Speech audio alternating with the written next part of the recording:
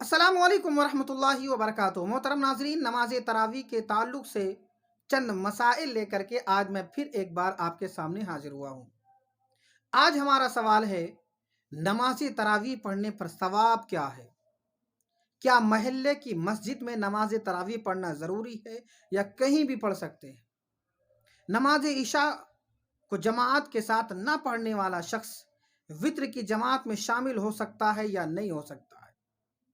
अगर कोई शख्स वित्र के बाद भी नमाज तरावी पढ़ना चाहे तो पढ़ सकता है या नहीं पढ़ सकता है? इसी तरीके से एक बहुत अहम सवाल किया गया है कि बाज़ लोग नमाज तरावी में पीछे बैठे रहते हैं, जब रुकू में जाने का वक्त आता तब जल्दी से खड़े होकर के रुकू में शामिल हो जाते हैं। ऐसा करना दुरुस्त है या नहीं दुरुस्त है? तो सबसे पहले हम ये जानने की कोशिश करते हैं कि नमाज तरावी पढ़ने पर सवाब क्या है। नमाज तरावी पढ़ने का सवाब क्या है? तो नमाज तरावी का पढ़ने का सवाब ये है, प्यारे मुस्तफ़ा सल्लल्लाहु ताला अलैहि वसल्लम ने इरशाद फरमाया कि जो शख्स रमज़ान की रात में क़याम करे, यानी नमाज तरावी पढ़े, तो अल्लाह ताला उसके पिछले तमाम गुनाहों को माफ़ फरमा देता है। जो शख्स नमाज तरावी पढ़ता है तो परवरदिगार आलम अपने रहम व करम से, अपने जूद व अता से, अपने करम से, नवाजिश से अल्लाह ताला नमाज तरावी पढ़ने वाले बंदे के पिछले तमाम गुनाह माफ़ फरमा देता है। अब एक सवाल ये है कि बाज़ लोग नमाज तरावी के दरमियान पीछे बैठे रहते हैं,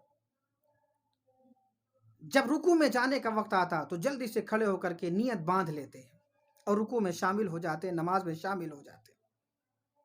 ऐसा करना दुरुस्त है या नहीं दुरुस्त है? उलमाए किराम ने ऐसा करना मकरूह तहरीमी फरमाया है। ऐसा करना मकरूह तहरीमी है, यानी हराम के करीब है। ऐसा करना गुनाह है, गलत है, नहीं करना चाहिए। सख्त महरूमी बताया है उसे, बुजुर्गों ने सख्त महरूमी बताया है, यानी सवाब से महरूमी का एक सबब है ये। लिहाजा हमें चाहिए कि नमाज तरावी में हम शामिल हों, जब तक हिम्मत हो, ताकत हो, खड़े होकर के नमाज तरावी पढ़ें।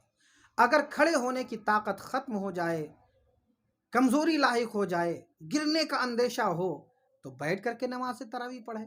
मगर नमाज तरावी में शामिल रहे, बैठ करके नमाज रुकू में जाने का इंतज़ार न करे कि रुकू में जाएंगे तब हम नियत बांधेंगे। नहीं, आप खड़े होकर के नमाज तरावी पढ़ें, और खड़े होने की ताकत नहीं है तो बैठ करके पढ़ें, मगर नमाज में शामिल रहें। एक भाई ने सवाल यह भी किया है कि क्या नमाज तरावी करीब की मस्जिद में पढ़ना ज़रूरी है या कहीं भी पढ़ सकते हैं?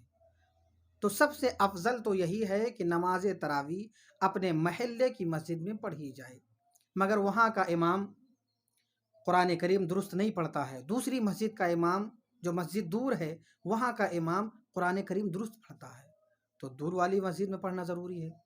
या दोनों दुरुस्त पढ़ते हैं, मगर दूर वाली मस्जिद का जो इमाम है उसकी आवाज़ बड़ी प्यारी है, बड़ा अच्छा कलाम पढ़ता है, कुरान करीम पढ़ता है, तब भी पढ़ी जा सकती है। या अपने इलाके में कुरान करीम मुकम्मल नहीं होगा, दूसरे इलाके में कुरान करीम मुकम्मल होगा, तो इस निस्बत से दूर जाकर के नमाज पढ़ना, तरावी की नमाज अदा करना, यह भी दुरुस्त है। या अपने इलाके में कुरान करीम तो मुकम्मल होगा, मगर हमारी आसानी के लिए जिस टाइम कुरान करीम मुकम्मल होना चाहिए उस टाइम और उन दिनों में कुरान करीम मुकम्मल नहीं होगा, तो ऐसी सूरत में भी दूसरी मस्जिद में जा करके नमाज तरावी अदा की जा सकती है। इसमें कोई कबाहत, कोई गलत और कोई गुनाह नहीं है। अब एक सवाल यह भी किया गया है कि अगर कोई शख्स नमाज इशा की जमात ना पाए तो क्या वो नमाज वित्र की जमात में शामिल हो सकता है या नहीं?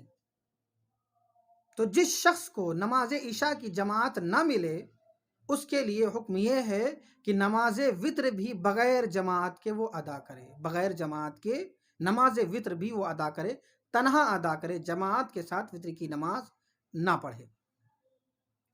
अब एक सवाल यह भी किया है किसी ने कि अगर कोई शख्स नमाज वित्र के बाद तरावीह کی نماز ادا کرنا چاہے تو ہوگی یا نہیں ہوگی؟